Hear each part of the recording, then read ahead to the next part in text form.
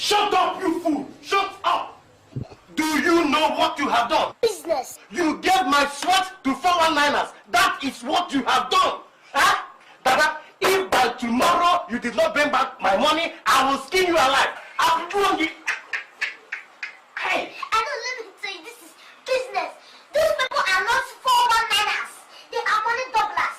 By the time they finish doubling this money, we are rich. Shut up. Shut up, Dada. Shut up. Now, where did you keep my money?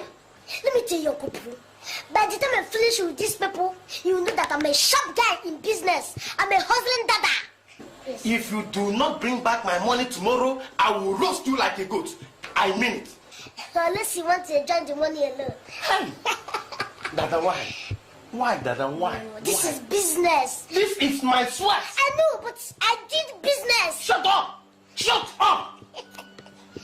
This is business. Hey. I invested the money. Stop talking. I will kill you. Sorry. Sorry, sir. Hey. Dada.